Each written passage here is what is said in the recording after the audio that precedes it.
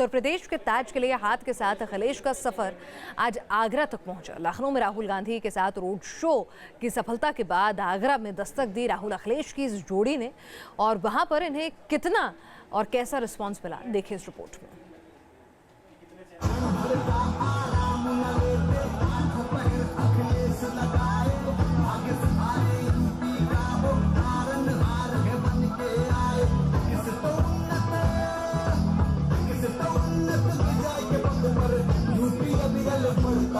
मोहब्बत की मिसाल ताज नगरी आगरा में फिर दिखी हाथ और साइकिल के साथ की ये तस्वीर। यही वो तस्वीर है जिसने एसपी और कांग्रेस के समर्थकों के बीच सूबे में बड़े जादू की उम्मीद बांध दी है। चुनावी फतेह की तलाश में बने गठबंधन की कामयाबी का अभी पता नहीं, लेकिन आगरा में अखिलेश के इस रोड शो से पहले रूट को लेकर भी दोनों दलों में मतभेद दिखे। कांग्रेस चाहती थी कि उनके उम्मीदवार नाजर अहमद के इलाके में रोड शो हो, जबकि समाजवादी पार्टी के लोग अपने उम्मीदवार अतुल गर्ग के इलाके से रोड शो को गुजारना चाहते थे। रोड शो के रूट की रणनीति इस प्रकार से बनाई गई कि युवा, महिला, हिंदू, मुस्लिम सभी इलाकों में से अखिलेश राहुल का ये रथ गुजर सके। तय रूट के मुताबिक दयालबाग इंजीनियरिंग कॉलेज से शुरू हुआ ये रोड शो भगवान टॉकीज होते हुए दीवानी चौराहा के रास्ते सुर सदन तक गया और फिर वजीरपुर से हरि पर्वत क्रॉसिंग और चिपीटोला होते हुए बिजलीगढ़ चौराहे तक आकर खत्म हो गया। लेकिन दोनों का ये रोड शो करीब 6 घंटे में 12 किलोमीटर तक चला। जब भी बीजेपी के लोग अपनी बात कहते हैं तो जहर निकालते हैं, इसलिए सांप्रदायिक ताकतों के खिलाफ विकास के रास्ते पर हम और राहुल जी साथ साथ आए हैं। ये साथ उत्तर प्रदेश में दोनों की कांग्रेस और समाजवादियों की सरकार लाएगा और देश की राजनीति का भी दिशा इसी गठबंधन के साथ बदलेगी। इस रोड शो में उमड़ी भीड़ से जरूर इन नेताओं की हौसला अफजाई हुई होगी, लेकिन इसका नतीजा 11 मार्च को ही सामने आएगा। Vineet Dubey, news nation, Agra. 11 फरवरी को पहले चरण की वोटिंग से पहले पश्चिमी उत्तर प्रदेश में चुनाव प्रचार जोरों पर है। बीजेपी अध्यक्ष अमित शाह जहां इस इलाके में पदयात्रा कर रहे हैं, वहीं मायावती ने भी बड़ी रैलियां करी। उत्तर प्रदेश में अखिलेश सरकार पर सियासी हमले की ये दो तस्वीरें पश्चिमी यूपी की हैं। पहले चरण की 73 सीटों पर कब्जे की लड़ाई में अमित शाह जहां अपराध के आंकड़े गिनाते चल रहे हैं, वहीं मायावती ने दंगों से लेकर पलायन तक के मुद्दे को लेकर अखिलेश पर वार किए। अपराध के मुद्दे पर अखिलेश सरकार को घेरने की कोशिश कर रही बीजेपी ने इसी रणनीति के तहत अमित शाह की मेरठ पदयात्रा भी रद्द कर दी। मेरठ में व्यापारी अभिषेक वर्मा की हत्या के बाद अमित शाह को कानून व्यवस्था के मुद्दे पर चुनावी तीर चलाने का मौका भी मिल गया। पूरे उत्तर प्रदेश ने इस गठबंधन को दूरदर्शन पर देखा था। मैं आज कहना चाहता हूं, ये दोनों शहजादे मिलकर उत्तर प्रदेश का विकास करना नहीं चाहते, यूपी की जनता की आंख में धूल झोंकना चाहते हैं। मेरठ से अमित शाह तो मुजफ्फरनगर से बीएसपी सुप्रीमो मायावती अखिलेश सरकार के खिलाफ चुनावी हमले कर रहे थे। अब आप लोगों को इस चुनाव में यहाँ सपा व कांग्रेस गठबंधन को तथा बीजेपी आदि को भी अपना वोट न देकर केवल अपनी एकमात्र हितैषी पार्टी बहुजन समाज पार्टी को ही अपना वोट देना होगा। लखनऊ की लड़ाई में 3 दावेदार एक दूसरे के खिलाफ मोर्चा खोले। हर एक दावेदार अपने 2 विरोधियों के खिलाफ चुनावी जंग लड़ रहा है। मायावती ने भी बीजेपी सरकार की नीतियों पर हमला बोला। यहाँ प्रदेश की लगभग 22 करोड़ जनता में जो जबरदस्त नाराजगी व आक्रोश व्याप्त है, वह किसी से छिपा नहीं है। ऐसे हालातों में अब बीजेपी अपने किसी भी चेहरे को प्रदेश के मुख्यमंत्री के रूप में पेश करने की हिम्मत अभी तक भी नहीं जुटा पा रही है। हजारों की भीड़ के सामने मायावती ने ऐलान किया कि अगर बीएसपी की सरकार बनी तो विकास के कामों के सारे रिकॉर्ड टूट जाएंगे। Team news nation. और इस बीच संसद मानो हंगामे का दूसरा नाम हो चली है। लोकसभा आज दिन भर कांग्रेस के हंगामे की वजह से स्थगित होती रही। कांग्रेस सांसदों ने ई अहमद की मौत का मुद्दा उठाया, उस स्तरीय जांच की मांग की, तो वहीं सरकार ने इसे कांग्रेस की घटिया सियासत करार दिया। परमिशन।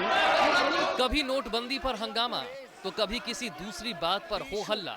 संसद में मानो विपक्ष की यही फितरत रह गई है। अब विपक्ष के सांसदों ने मुस्लिम लीग के सांसद ई अहमद की मौत को मुद्दा बना लिया है। कांग्रेस ने सरकार पर ई अहमद के अपमान का आरोप तो लगाया ही, साथ ही इस मामले की जांच की मांग भी की।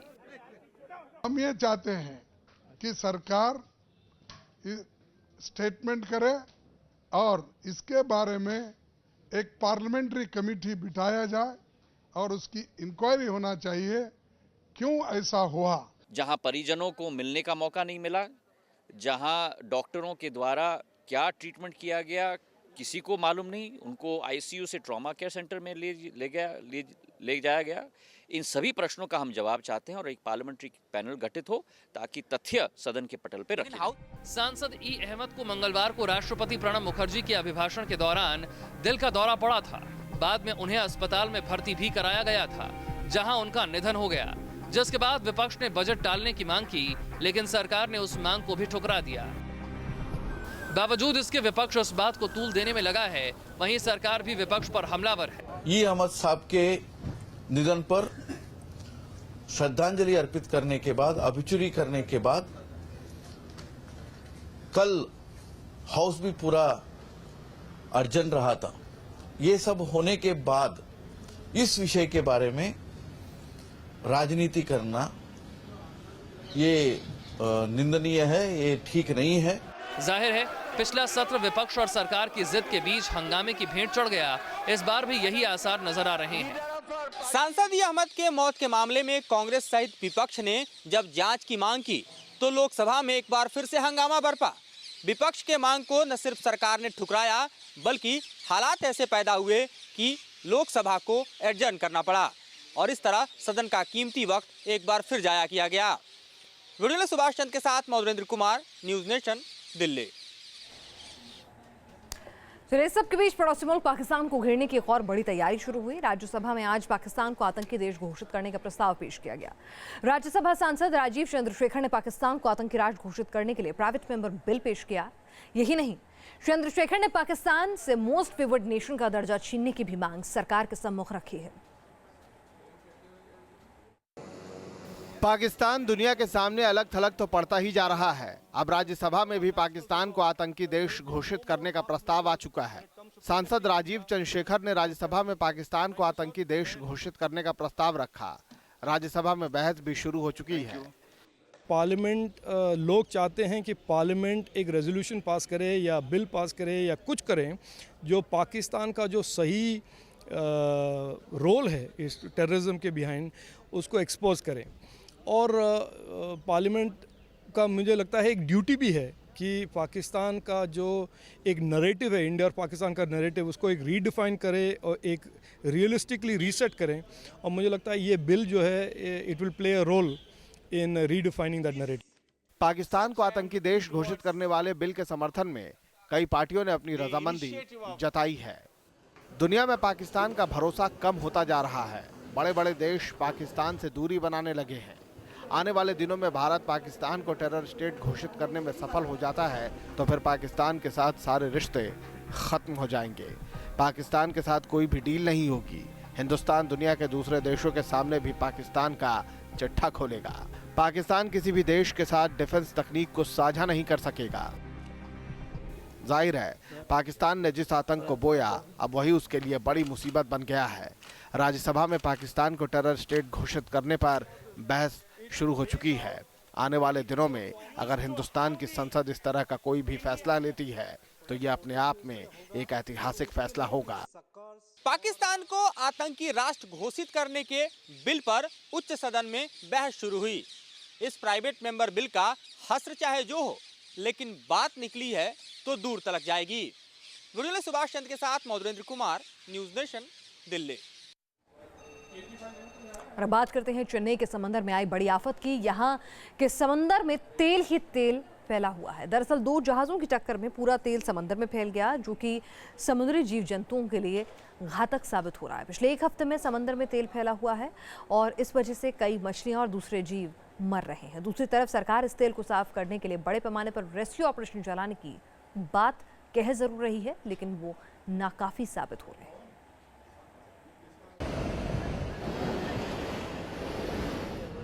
तस्वीरें चेन्नई के एन्नोर बंदरगाह की हैं, जहां 2 जहाज़ों की टक्कर से मचा है हाहाकार। टक्कर के बाद ही जहाज से तेल का रिसाव होने लगा। समंदर से सटे तटीय इलाकों में रिसाव दूर से ही देखा जा सकता है। समंदर में इस रिसाव से समुद्री जीवों के जीवन पर खतरा पैदा हो गया है। इसके साथ ही मछुआरों की रोजी रोटी पर भी संकट पैदा हो गया है। जहाज़ों की टक्कर के बाद समंदर में रिसाव के बाद सरकार भी हरकत में आई है। यहाँ पे देख सकते हैं कि कोस्ट से करीब 5 किलोमीटर दूर में है। यहाँ पे आप देख सकते हैं कि ऑयल स्पिल्स यहाँ पे कितने ज़्यादा हैं। ये करीब 1 हफ्ते से यहीं पे है, ऑयल स्पिल्स है। जो हम आपको बता दें 28 तारीख को पिछले शनिवार डॉन कांचीपुरम और MW मेपल में जो टकराव हुआ था, उससे हुआ था ये ऑयल स्पिल। डॉन कांचीपुरम में हेवी फर्नेस ऑयल करके बोलते हैं, हेवी फ्यूल फर्नेस ऑयल एक ऑयल है जो कैरी करके जा रहा था डॉन कांचीपुरम। वो ऑयल का स्पिलेज करीब 35 किलोमीटर एन्नोर पोर्ट से लेके करीब महाबलीपुरम तक इंडियन कोस्ट गार्ड ने बताया कि फैला हुआ है। सबसे पहले प्रदूषण को रोकथाम करने वाले समूह के सदस्यों को लगाया गया है, जो तेल से काले पड़ चुके तट को साफ करने में लगे हैं। साथ ही तेल हटाने का काम भी जारी है। आगे और होने का खतरा अभी नहीं है, उसमें थोड़ा सा टाइम लगा असेसमेंट में, पर जो ऑयल स्पिल ऑलरेडी हो चुका है उसको एड्रेस करने की ज़रूरत है। तो उसके लिए हमने इमीडिएटली कोस्ट गार्ड शिप अभी को लॉन्च किया OSD के साथ। हर तरफ समंदर के पानी में तेल साफ नजर आ रहा है। इस संकट से निपटने के लिए हेलीकॉप्टरों की भी मदद ली गई है। साथ ही कुछ विशेष उपकरणों की भी सहायता ली जा रही है। ये जो प्रदूषण हुआ है समुद्री तट की ओर, उसको किसी भी तरह कंट्रोल में लाने के लिए बहुत सारे स्टेप्स लिए जा रहे हैं। अभी आप देख सकते हैं ये ऑयल डिस्पर्सेंट्स यहाँ पे स्प्रे किए जा रहे हैं। यहाँ पे हम मिडिल सी में है जहाँ पे पूरी तरह स्पिलेज हुआ है। ये आप देख सकते हैं कि ये जो ऑयल डिस्पर्सेंट है 3 पार्ट्स ऑफ वाटर जो है यहाँ पे समुद्री पानी है, इसको 3 पार्ट्स में अंदर सक करके उसके अंदर ऑयल डिस्पर्सेंट केमिकल मिक्स करके यहाँ पे स्प्रे किया जा रहा है। तेल के फैलने से इलाके के समुद्री कछुओं पर संकट पैदा हो गया है। चेन्नई के मरीना समुद्री तट पर पर्यावरण कार्यकर्ता भी सफाई में लगे हुए हैं। हालात पर काबू पाने की कवायद में जुटे अधिकारियों को कामयाबी भी मिली है। उम्मीद की जा रही है कि समंदर में आई इस सांसद पर जल्द ही पूरी तरह से काबू पा लिया जाएगा। Tamil Nadu pollution control board, Chennai corporation और कई सारे ऐसे विभिन्न विभाग हैं जो निरंतर ये काम करते आ रहे हैं कि जो फैलाव है इसको पहले कंट्रोल किया जाए, उसके बाद जो प्रदूषण है उसको पूरी तरह निकाल कर एक्वाटिक और मरीन लाइफ को सेव किया जाए, क्योंकि कोस्ट लाइन पहले से ही यहाँ पे प्रदूषण के साथ लप्त है, तो उसको कंट्रोल करने के लिए पूरी कोशिश की जा रही है। वीडियो जर्नलिस्ट पार्थसारथी के साथ श्री प्रपंच, न्यूज़ नेशन, चेन्नई। और अब बात एक ऐसे हत्याकांड की जिससे दहल गया भोपाल शहर। पत्नी की हत्या और फिर चबूतरे में पत्नी को दफना दिया गया। आरोपी खुद को IITian बताता है। पिछले 7 महीने से पश्चिम बंगाल पुलिस एक लड़की की गुमशुदगी की मिस्ट्री सुलझाने में जुटी थी। जब सच्चाई सामने आई तो सबके होश फाख्ता हो गए। सोशल साइट पर दोस्ती, न्यूयॉर्क में शादी और भोपाल में मर्डर। हत्याकांड ऐसा कि रूह कांप जाए। सना कैसी की घर में ही बना दी प्रेमिका की कब्र। आरोप एक प्रेमी पर जो खुद को IIT का छात्र बताता है। हत्या उस प्रेमिका की जिसने प्रेम की खातिर परिवार से झूठ बोला, घर द्वार सबका मोह छोड़ दिया। 7 महीने तक एक लड़की की तलाश में पश्चिम बंगाल पुलिस भटकती रही। तलाश खत्म हुई भोपाल में एक सनसनीखेज मर्डर के खुलासे के साथ। हत्या के सबूत इसी चबूतरे के नीचे मौजूद हैं। इसी चबूतरे के नीचे उस लड़की की लाश दफन थी जिसकी तलाश में पुलिस रात दिन भटक रही थी। हत्यारा कोई और नहीं बल्कि उसका पति है जो अब पुलिस के शिकंजे में है।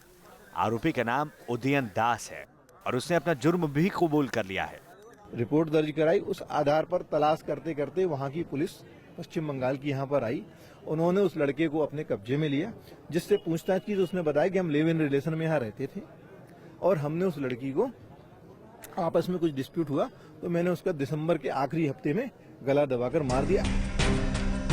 बताया जाता है कि 2015 में शादी के बाद उदयन और आकांक्षा भोपाल में रहने लगे थे, लेकिन शादी के बाद से ही दोनों के रिश्ते तनावपूर्ण हो गए। बात बात पर दोनों के झगड़े होने लगे और इसी झगड़े के दरमियान एक दिन बाद बिगड़ गए और उदयन ने आकांक्षा की गला दबाकर हत्या कर दी। हत्या के बाद उदयन ने जो कुछ भी किया उसके बारे में सुनकर कोई भी सिहर उठे। हत्या के बाद शव को बक्से में बंद कर सीमेंट से भरा गया, फिर बक्से में पानी डाला गया। जमने के बाद उसे घर की पहली मंजिल के चबूतरे में दफन कर दिया गया।